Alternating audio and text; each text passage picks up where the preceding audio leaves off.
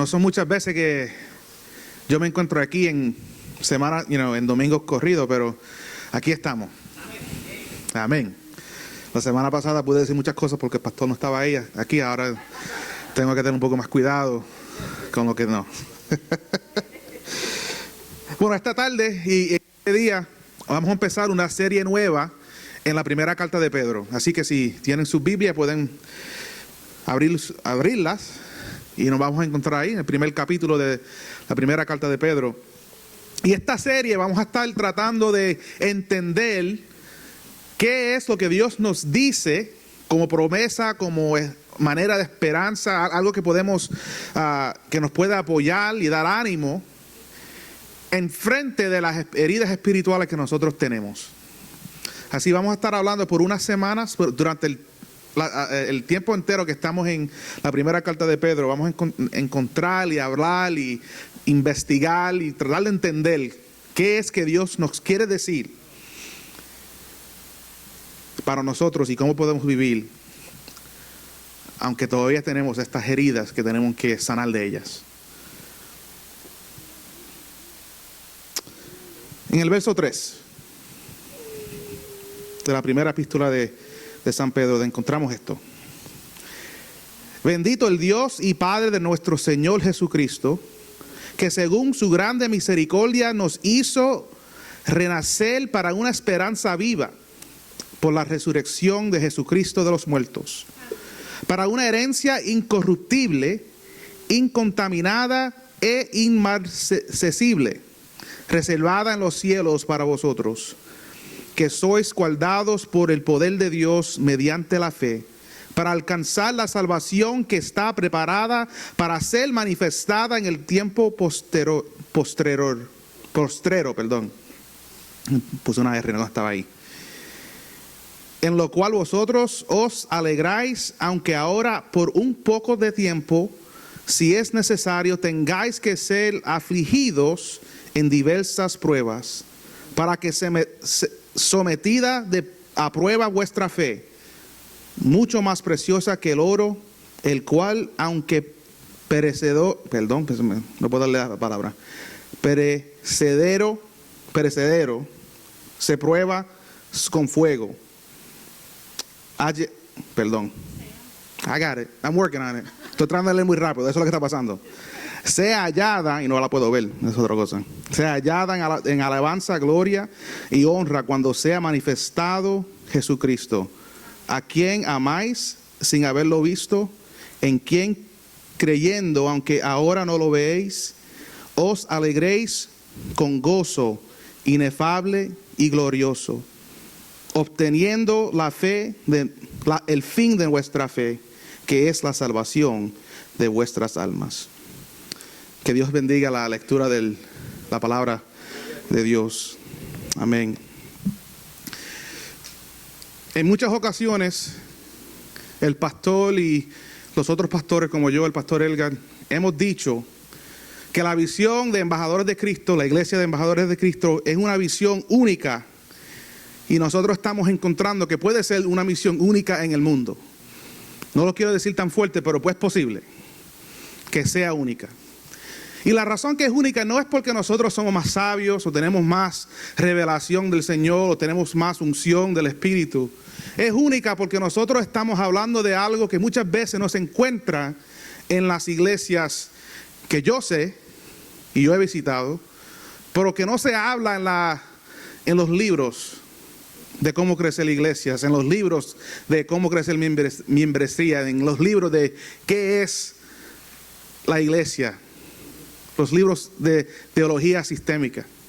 Y lo que nosotros tenemos en esta iglesia que es único es la idea de la salud espiritual.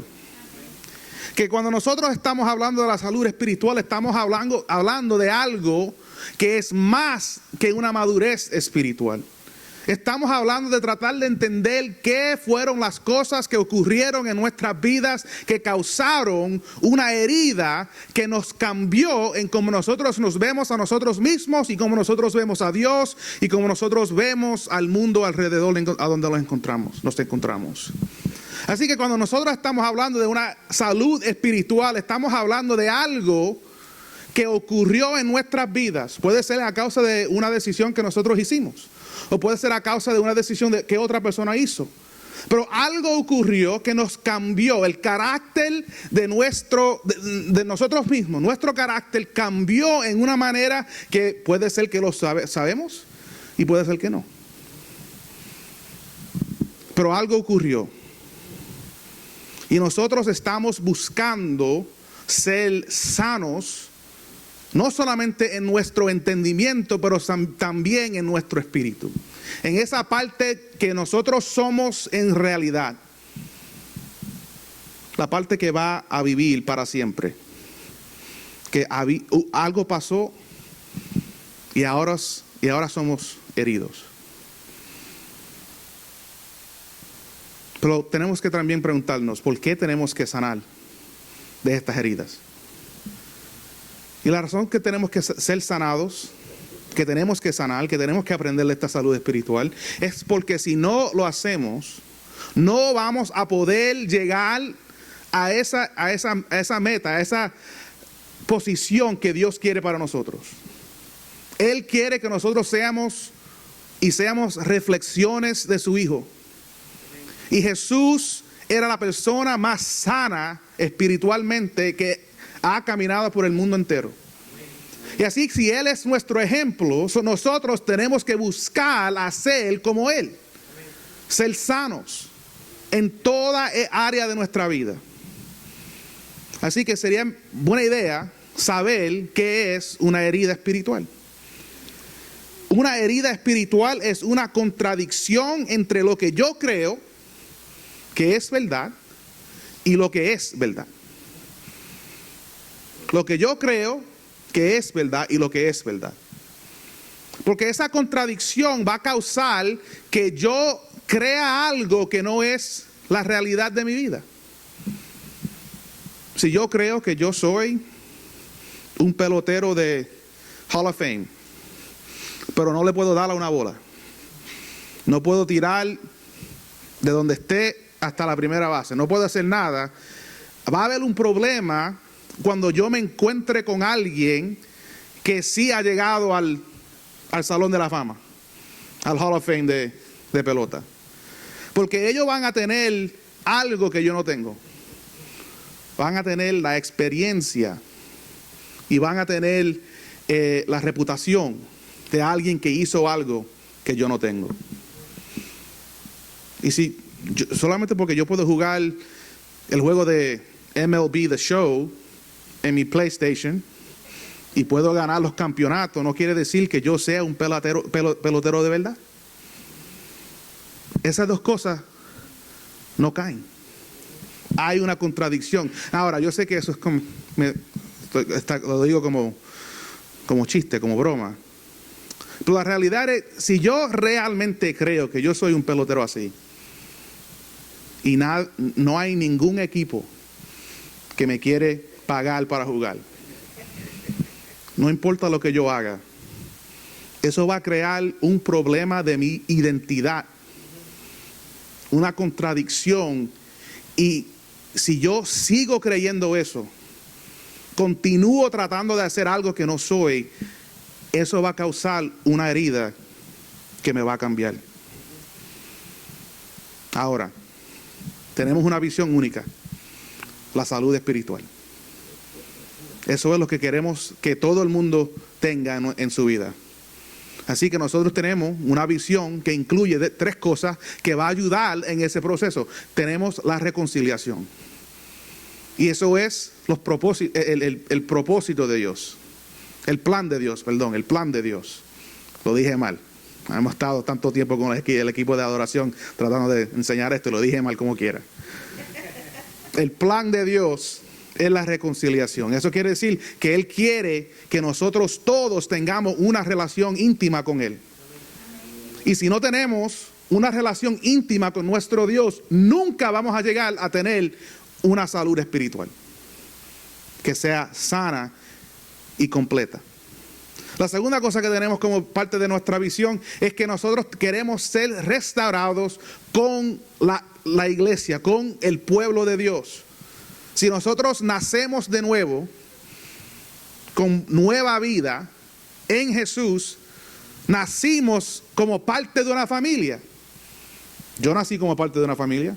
Mis hijas nacieron como parte de una familia. Ellos no nacieron ahí en un bubble, ahí no se crearon de la nada. Fueron creados en el vientre de mi esposa. Y nacieron y son parte de mi familia. Y de la misma manera nosotros somos parte de la iglesia de Dios. Y cuando una persona está reconciliada con Dios, ellos empiezan una relación con la gente de Dios, con el pueblo de Dios, con nosotros. Y esa es la segunda parte. Si nosotros nos estamos unidos con la iglesia, la salud espiritual no va a venir. Y no va a venir no porque nosotros no podemos encontrar una verdad. No vamos a crecer como debemos de crecer, porque la verdad que nos cambia, que nos transforma, existe y está protegida por la iglesia de Dios. La Biblia nos pertenece a nosotros. Dios nos dio la Biblia para que nosotros podamos entender quién Él es y quién nosotros debemos de ser.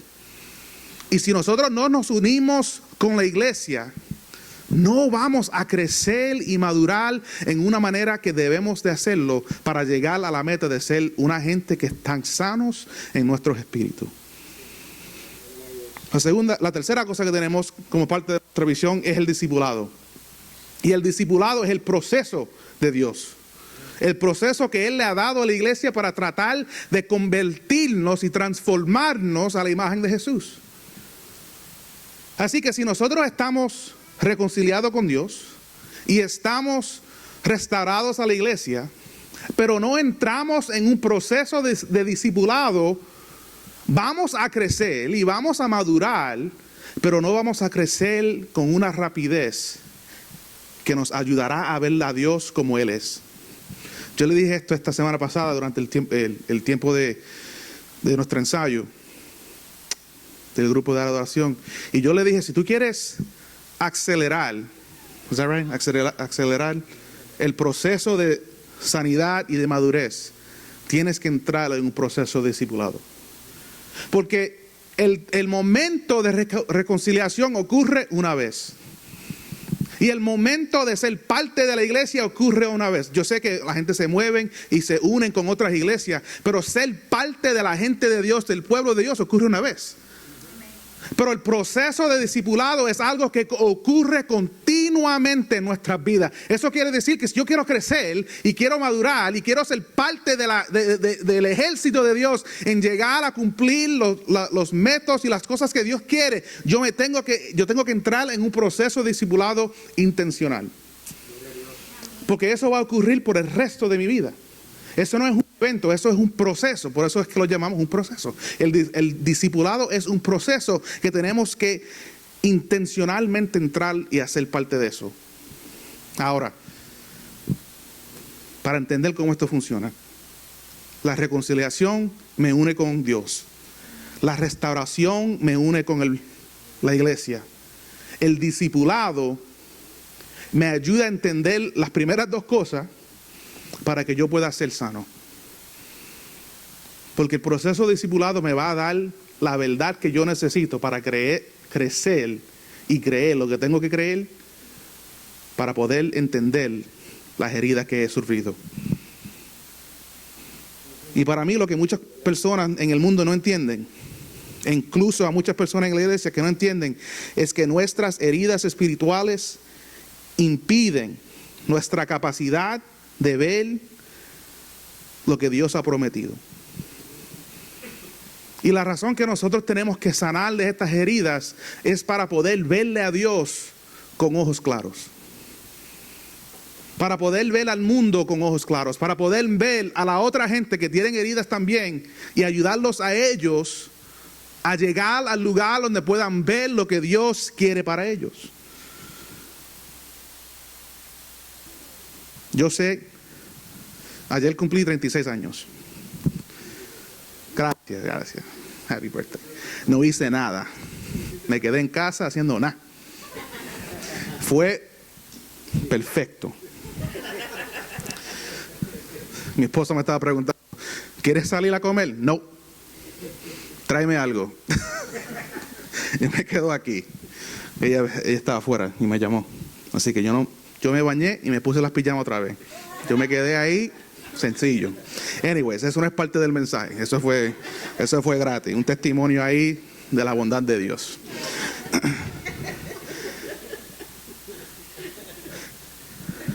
Pero si nosotros, regresando, pero si nosotros no entendemos, si nosotros no sabemos, si nosotros realmente no vemos cómo es que las heridas espirituales nos impiden en crecer, entender quién Dios es, entender lo que Él quiere para con nosotros, lo que va a pasar es que va a tomar tanto tiempo entre el momento de esa herida hasta el momento que nosotros realmente podemos verle a Dios como Él quiere que nosotros lo veamos. El tiempo que toma en sanar de esa herida, ese tiempo, lo más grande que es, si dejamos que nada ocurra y que tenemos esa herida ahí sin sanar, eso impide nuestra habilidad de madurar. Entonces, ¿qué tenemos que hacer? ¿Qué debemos hacer? Debemos, a pesar de nuestras heridas espirituales, tenemos que recordarnos que independientemente de las heridas que hemos sufrido, las promesas de Dios no se desvanecen o desaparecen. Déjame decirle a ustedes lo que Pedro dice aquí, en una manera como resumen. Él nos dice que debemos continuar creciendo en nuestra comprensión y confianza, que como hijos de Dios nada puede poner en peligro nuestra posición con Dios. Ese es el resumen de lo que encontramos aquí en la primera parte de Pedro. Que debemos continuar creciendo en nuestra comprensión y confianza, que como hijos de Dios nada puede poner en peligro nuestra posición con Dios. Ahora, ¿cómo podemos tener esta confianza y que esta confianza es una confianza verdadera? Lo podemos saber porque nuestras heridas espirituales no negan las promesas que Dios nos ha dado. Nuestras heridas espirituales no negan las promesas de Dios que Dios nos ha dado. Y como sus hijos, nuestra seguridad en la salvación nunca se romperá. Amén. Vámonos, ya terminé. Si no le digo nada más, eso es la verdad. ¿Qué vamos a hacer? Durante el tiempo de mi preparación para el mensaje de esta tarde, yo para mí encontré tres promesas que Pedro nos dice, que nos da confianza que Dios va a cumplir en nuestras vidas. Nuestra esperanza se fundamenta en la promesa, la primera, la promesa de la gracia de Dios. Es la promesa grande, como la sombrilla que cubre todo, el paraguas que cubre todo. Nuestra esperanza se fundamenta en la promesa de la gracia de Dios para todo pecador que se gira para Él. Así déjame dar la primera promesa. La primera promesa es esta: la gracia de Dios nos redime a una esperanza viva a causa de la resurrección de Jesucristo de entre los muertos. Miren en el verso 3. Bendito el Dios y Padre de nuestro Señor Jesucristo, que según su grande misericordia nos hizo renacer para una esperanza viva por la resurrección de Jesucristo de los muertos. Nuestra salvación está seguro porque Jesús venció a la muerte. La razón que podemos tener confianza en lo que Dios está haciendo es porque lo que Jesús hizo lo terminó. Él vino a matar la muerte y la mató en su muerte.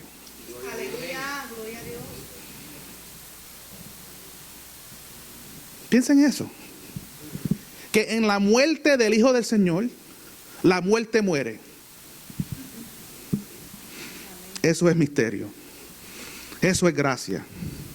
Y cuando nosotros queremos tratar de entender por qué es que puedo tener confianza en Dios, por qué es que puedo darle mi vida a Jesús, por qué es que puedo hacer lo que tengo que hacer, no importa cuán difícil sea, es porque la salvación que yo tengo no se va a negar. La salvación que yo tengo no se va a quebrantar en las cosas que van a ocurrir en mi vida. La salvación que yo tengo está protegida por el esfuerzo del Señor cuando Él murió en la cruz. Nuestra salvación está segura porque Jesús venció la muerte. Nuestra esperanza es una esperanza viva, aunque el Señor murió. La muerte del Señor me da vida a mí. Pero su resurrección protege esa vida en mí. Nuestra salvación es gozoso porque Jesús, que es nuestra esperanza, Jesús, ¿quién es nuestra esperanza? Está vivo, y sentado a la diestra del Dios. No solamente Él muere y mata la muerte en su muerte, pero ahora que está vivo, resucitado, está sentado a la diestra de Dios. Así que la gracia de Dios me redime a mí, me da una esperanza viva, porque el Señor que me salva está vivo. Él no se quedó muerto, Él no se quedó sepultado. Él salió en el tercer día, se resucitó y paró, y ahora está sentado en el lugar de honor a la diestra de Dios. Así que mi salvación no solamente está segura, pero también es una ocasión para darle gozo a Dios. Nuestra salvación es una salvación gozosa. Déjeme decírselo así. Si ustedes no tienen gozo en la salvación que tienen, deben de chequear a ver si la salvación que tienen es la salvación que le dio Dios. Porque si nuestra salvación no me da gozo, algo está bien mal en lo que yo estoy creyendo.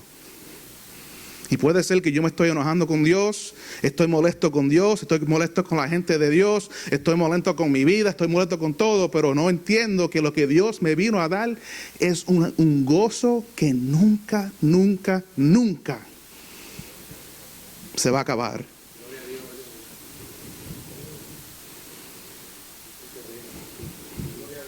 Mi salvación es ocasión de darle gozo a Dios.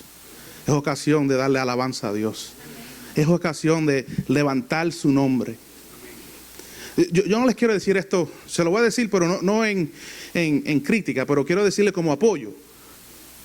Que nunca pierdan una oportunidad de hablar de lo que Dios ha hecho en su vida. Nunca pierdan una oportunidad de decirle a la gente: yo tengo algo en mi vida que no lo tenía anteriormente. No, yo tengo algo ahora. Por causa de mi fe en Jesús, por causa de la salvación que Él me dio, por redimirme en poder, en la resurrección de Jesús, yo tengo gozo ahora que no tenía anteriormente. Yo sé que van a pasar cosas, yo sé que voy a tener heridas espirituales, yo sé que las cosas nunca, el sol no siempre va a brillar, y de vez en cuando van a ver las nubes, y va a llover, y va a haber huracán, y va a haber lo que van a ver, pero como quiera tengo que tener gozo, porque el gozo es algo que se pone adentro de mi vida. No es dependiente en las circunstancias, es algo que yo tengo que, aunque esté mal la cosa afuera, adentro de mí yo tengo algo que vive. Así que nuestra salvación no solamente está segura, no solamente es ocasión para darle gozo a Dios, pero nuestra salvación es permanente. Es permanente porque Jesús se la dio a Dios a proteger.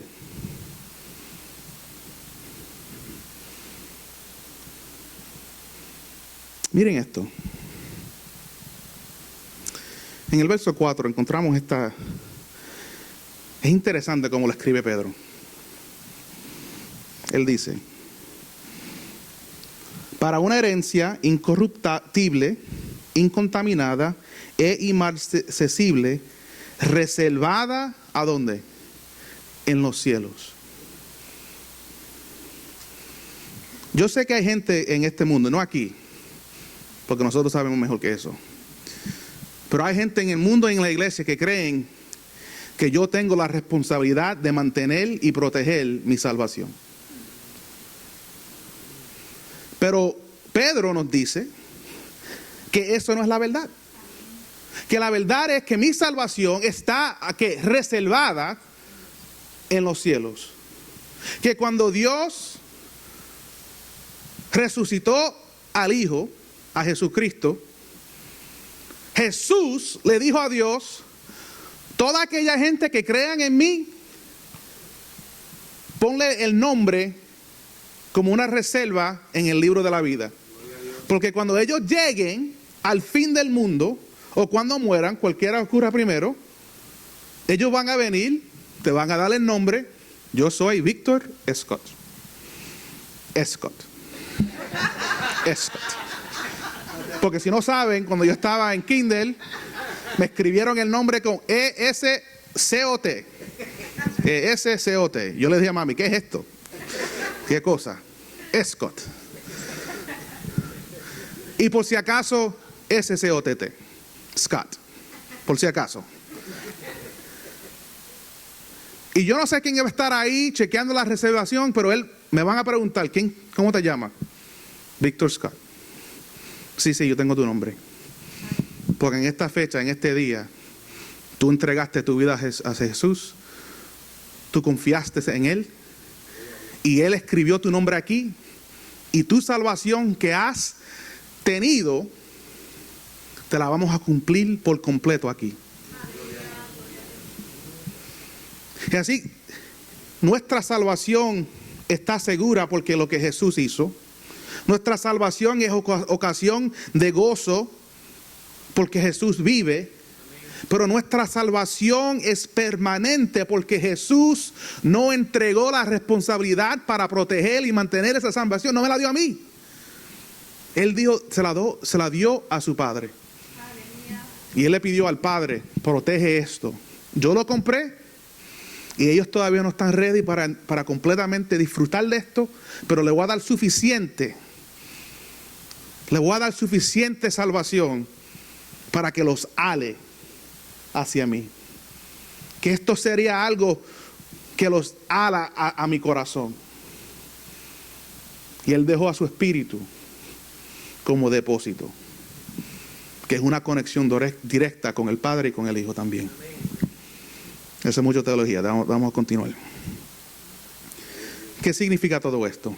Lo que significa es esto: que no es que para nosotros la gracia de Dios es mucho más de lo que nosotros podemos entender. Muchas veces nosotros creemos que entendemos que es una persona con gracia. Y el pastor siempre nos está diciendo: yo quiero siempre si voy a hacer un error, lo voy a hacer en el lado de la gracia.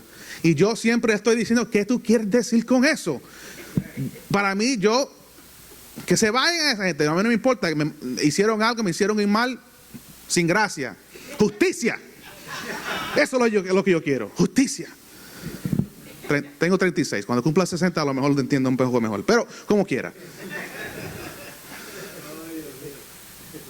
Pero el ejemplo del pastor es algo que él aprendió por una relación íntima con el Padre. Amén. Y Él nos está enseñando a nosotros qué es lo que nosotros tenemos que hacer. Es que tenemos que entender que la gracia de Dios es mucho más de lo que podemos entender. Porque la gracia de Dios hace más que mantenernos fuera del infierno. La gracia de Dios nos prepara para el cielo. Y muchos de nosotros creemos que la salvación es solamente ese seguro del infierno. No me voy a quemar. Y si eso fue lo único que Dios me da, estoy chuchen, right? Estoy bien. Pero la realidad es que eso no es el propósito de la gracia de Dios. Una parte mínima, pequeña de la gracia de Dios es protegerme del infierno. Pero si yo voy a tener una eternidad con Él, esa gracia me va a transformar más y más cada día. cada mes, cada año, cada siglo, que yo esté con Él. Porque una eternidad es un tiempo largo. No son 2 eternidades, es una. Porque no se acaba. Filosofía, vamos a movernos también. Nosotros debemos de vivir nuestras vidas con una esperanza expectativa que lo que Dios hizo con Jesús lo hará para nosotros. Si nuestra fe no tiene esa confianza, eso es una fe que realmente no es la fe de la Biblia. Porque la fe de la Biblia dice que lo que Dios hizo por su Hijo, lo hace por todos sus hijos. Y por lo tanto no hay ningún daño espiritual. No hay ninguna herida espiritual. No importa cuán terrible sea, que nos puede impedir experimentar la gracia de Dios. Y van a haber cosas que ocurren en nuestras vidas que son horribles, que muchas veces no queremos hablar de ellas y creemos que esa cosa que escondemos, que no le decimos a nadie, va a impedirle la gracia de Dios en nuestra vida. Y eso no es una verdad, es una mentira. Una mentira que tenemos que deshacernos de ella. La primera promesa es esta: la gracia de Dios nos redime a una esperanza viva a causa de la resurrección de Jesucristo de los muertos. Así que la primera promesa nos dice lo que Dios hizo. Pero la segunda promesa nos dice lo que Dios está haciendo ahora mismo. ¿Y qué es esa segunda promesa? Que el poder de Dios nos sostiene a través de la fe para que podamos disfrutar de la salvación que Él mantiene para nosotros.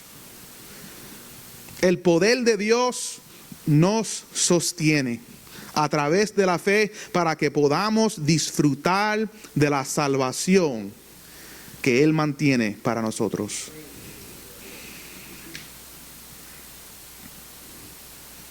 En verso 5 dice que sois guardados por el poder de Dios mediante la fe, para alcanzar la salvación que está preparada para ser manifestada en el tiempo postrero. Nuestra fe debe estar enraizada en el carácter inmutable de Dios.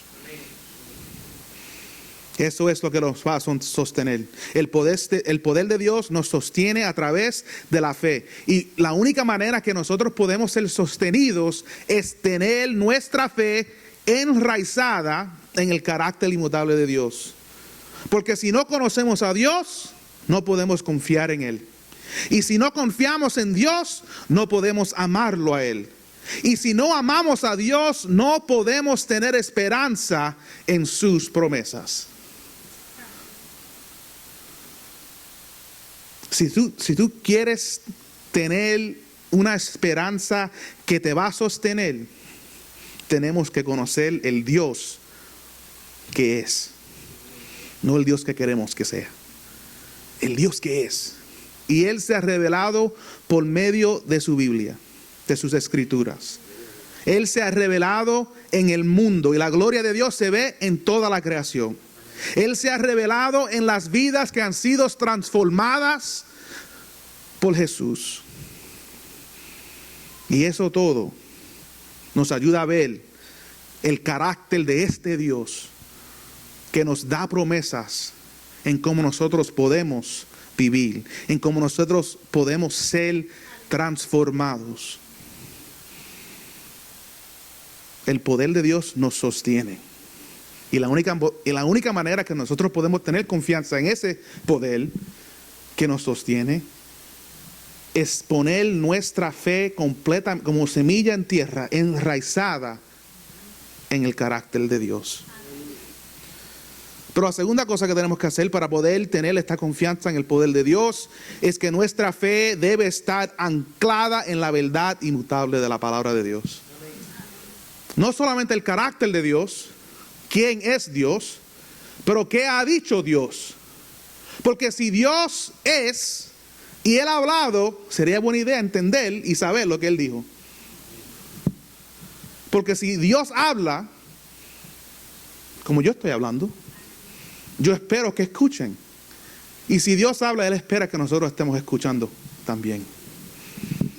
Nuestra fe debe estar anclada. Eso quiere decir que no importa lo que está ocurriendo en nuestra vida, vamos a creer y confiar en la palabra de Dios. Y no importa lo que diga el mundo. Y no importa lo que digan otra gente. Es interesante que Pablo dice en Gálatas, él dice, yo no sé qué evangelio están creyendo, pero no es lo que yo les dije. Eso no fue lo que yo les dejé a ustedes. Y él dice, no importa si yo o un ángel vengan y le digan otra cosa, además de lo que yo le dije, lo que yo le dije era la verdad. Y ahora ustedes están creyendo en otra cosa. Eso quiere decir que no importa lo que yo diga, o el pastor diga, o el pastor diga, no importa quién lo diga. Si no lo puedes encontrar en la palabra de Dios, no se tiene que preocupar por eso. No tienes que estar molesto por eso. No tienes que dejar que esa cosa le quite el gozo de Dios. Encuentran la palabra de Dios y ancle su vida en eso. Y cuando nosotros hacemos eso, vamos a encontrar el carácter de Dios. Vamos a encontrar la confianza que nosotros necesitamos para poder vivir en un mundo donde cosas van a ocurrir. Cosas que no queremos van a ocurrir. Pero ¿cómo vamos a vivir en este mundo? Vamos a vivir cuando nosotros dejamos todo atrás y nos mantenemos fiel a lo que Dios ha dicho. Porque la palabra de Dios es la única fuente de la verdad que puede transformarnos. Déjenme decirles que nosotros vivimos en un mundo que le está tratando de decir a la iglesia qué es y no es la verdad. Qué es y no es la palabra de Dios. Qué es o no es lo que debemos hacer. Y tratan de usar la palabra de Dios, manipulando lo que dice, para afectar nuestras emociones y tratar de manipularnos y sacar la palabra que nos transforma, sacar esa palabra de nosotros. Tratando amputate, amputar parte del cuerpo, tratando de decirnos nosotros que eso es lo que es la verdad. ¿No le gusta algo? Le arrancan la página de la palabra y lo reemplazan con otra cosa. Cuando nosotros empezamos a reemplazar la verdad con mentiras, estamos moviendo en la dirección incorrecta. La palabra de Dios es la única fuente de verdad. Y la verdad de Dios es el medicamento que necesitamos para sanar nuestras heridas espirituales. Nosotros decimos aquí, la primera razón para venir a la iglesia es para oír una verdad que hace que reemplace una mentira. Y eso es como nosotros somos sanados. Porque una herida espiritual es ¿qué? Una contradicción entre lo que yo creo y lo que es verdad. Así que si quiero ser sano, tengo que reemplazar mentiras en mi vida. Y la única cosa que tenemos en este mundo como medicamento para esas heridas espirituales es la verdad de Dios que se encuentra en la palabra de Dios. ¿Qué quiere decir esto? Lo que esto quiere decir es que nuestra distancia de la palabra de Dios y la falta de confianza que tengamos en la palabra de Dios lo hará más difícil para que nosotros podamos sentir el poder sostenedor de Dios. No porque no está disponible, sino porque estamos tratando de ser sostenidos por algo distinto de lo que Dios nos ofrece. Dios nos ofrece la verdad para ser salvos, para ser sanos. Y cuando nosotros ponemos distancia entre nosotros y esa verdad, lo que estamos haciendo, estamos poniéndonos en una situación donde vamos a ser susceptible, se me olvidó la palabra, susceptible a heridas espirituales. Porque una herida espiritual es creer una mentira. Así que si yo no estoy cerca de la palabra de Dios, que es la verdad, esa distancia va a ser oportunidad por oportunidad de ser herido. Así tengo que acercarme a la palabra de Dios. Tengo que leerla. Tengo que meditar en ella. Tengo que estudiarla. Tengo que oírla. Para poder saber la verdad que me va a sanar y transformar. La primera promesa nos dice lo que Dios hizo en el sacrificio de Jesús. La segunda promesa nos dice lo que Dios está haciendo en nuestras vidas ahora mismo. Pero esta tercera promesa apunta a lo que Dios está haciendo para ayudarnos a perseverar en nuestra fe. La providencia de Dios obra en nuestras vidas para ayudarnos a ver que a pesar de las pruebas que enfrentamos, no hay nada que puede anular el don, el regalo de nuestra salvación.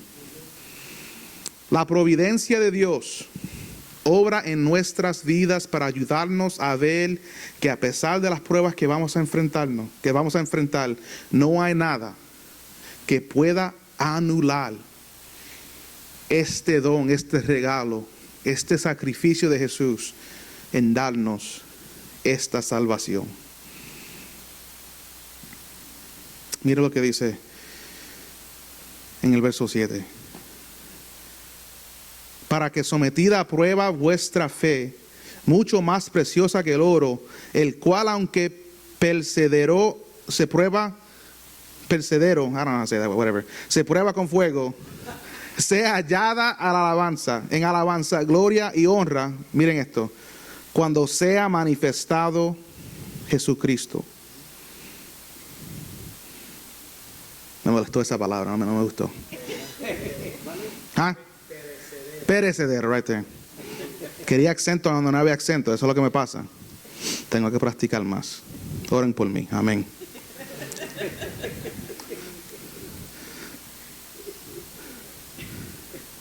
Where was I? Okay. Amen. La tercera promesa. Nada puede anular nuestra salvación. La revelación de Jesucristo en la tierra es lo que debería ayudarnos a ver nuestro sufrimiento en su contexto adecuado. Déjenme decirlo así, que ya voy a terminar. Muchas veces nosotros nos preguntamos, ¿por qué estoy sufriendo en esto? ¿Por qué esto está pasando? Y muchas veces nosotros estamos buscando que Dios nos dé una respuesta para poder entender la razón. Okay. La razón que nosotros sufrimos en este mundo es porque este mundo es un mundo caído.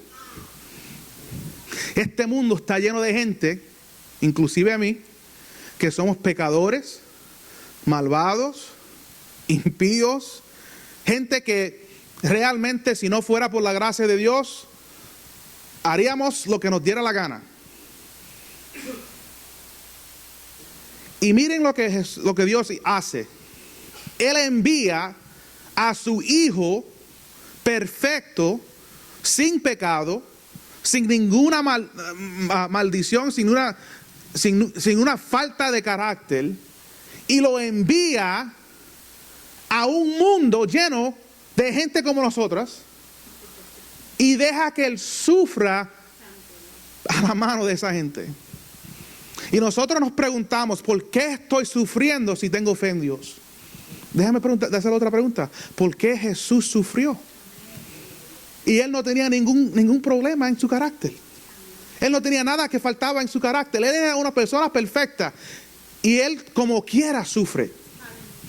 Lo que me quiere decir esto a mí, es que el sufrimiento no realmente es el problema.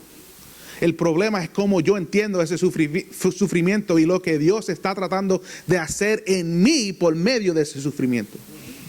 Él no me envía ese sufrimiento, pero Él sabe que porque como nosotros vivimos en un mundo lleno de eso, lleno de todas esas cosas que van a ocurrir, Él dice, déjame enviarte un ejemplo. Déjame enseñarte cómo tú debes de vivir tu vida aunque vas a sufrir. Déjame enviarte a alguien que te va a enseñar cómo caminar a través de todas estas cosas que van a ocurrir y todavía puedes mantenerte fiel a mi palabra, a mi bondad, a todo lo que yo quiero darte. Así que cuando Pedro está hablando aquí del sufrimiento y las cosas que vamos a experimentar en nuestra vida, él no está diciendo que Dios está enviando algo, está diciendo, no, ya yo envié a alguien para que tú sepas cómo es que yo quiero que tú vivas en este mundo. Dios usa nuestros sufrimientos para transformar nuestras vidas a Jesús. Dios nos dice a nosotros, yo sé que van a sufrir porque sé que Jesús sufrió. Por lo tanto, no dejen que ese sufrimiento sea la causa por lo cual tropiezan en el camino de confiarme en mí. Porque si alguien sufrió en este mundo, fue Jesús. Porque Él tuvo que recibir el peso entero del pecado de cada persona que ha vivido y todavía no había vivido. Cada pecado estaba en esa cruz. Así que nosotros tenemos que tratar de entender que nuestro sufrimiento nos recuerda por qué necesitamos un Salvador. Y que ese Salvador nos llama a un lugar donde no hay ningún sufrimiento en absoluto. Sin la esperanza que Dios nos da en Jesús, sin esa esperanza, nosotros sufrimos en vano. Porque no hay nada que lo va a redimir. Pero cuando nosotros entregamos nuestras vidas y todo lo que tenemos, bueno y malo, Él usa esas cosas para cambiarnos, para poder verlo a Él como Él es.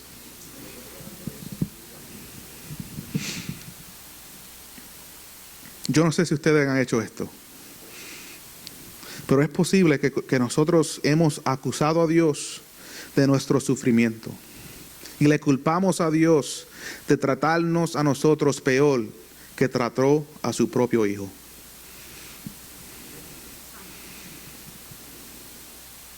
Y no entendemos la carga que Jesús tenía en venir. Tenemos que ver y abrazar verdaderamente lo que significa que Jesús vino a morir por nuestros pecados. Porque si perdemos esta verdad, verdaderamente perdemos el valor de nuestra salvación. Así que la tercera promesa es que Dios en su providencia, en su habilidad de ver y saber lo que está pasando, Él dice, yo te doy este ejemplo de mi Hijo para que puedas entender que no importa lo que ocurra en tu vida, nada te va a separar de mí. Nada va a anular lo que yo te he dado por medio de mi Hijo. Porque yo lo estoy protegiendo. Así que nosotros tenemos confianza que Dios nos da lo que necesitamos para vivir con Él. Él nos da su gracia, que nos redime a una esperanza vida. Él nos da su poder, que nos sostiene a través de nuestra fe y confianza en la palabra de Dios. Pero Él también nos dice que nada escapa de su vista. Él lo ve todo. Y Él dijo, yo envié a mi Hijo para ser el ejemplo para ustedes, para que sepan cómo vivir, aunque sufran. Una herida espiritual es un momento, un evento que causa sufrimiento en nuestras vidas. Y puede ser que hemos sanado de eso y estamos al otro lado de ese momento. Pero puede ser que todavía tenemos una parte de esa herida que todavía no esté completamente sana. La cicatriz todavía no está cerrada. Pero sabemos que algo tiene que cambiar. Y Dios nos dice, Él nos dice a nosotros, no teman. Me encanta ese himno. No lo vamos a cantar, pero me encanta. No teman. ¿Por qué? Porque yo estoy contigo. Yo sé que van a sufrir. Yo sé que van a tener heridas. Yo sé que van a ocurrir cosas que no quieren que pasen en tu vida. Pero yo estoy contigo. Yo estoy contigo. Y tú puedes tener esperanza en las promesas de Dios. Porque son muchas. Son muchas. Pero se pueden resumir en una. Se pueden resumir en una. Que cualquier persona que crea en Jesús recibirá todos los beneficios de hijo. Y la herencia que Él tiene para su hijo, Él comparte con nosotros. Él comparte esa herencia con nosotros. Y cada beneficio, y cada don, y cada regalo, y cada cosa que nosotros queramos en nuestra vida, la vamos a encontrar en Jesús. La vamos a encontrar en Jesús.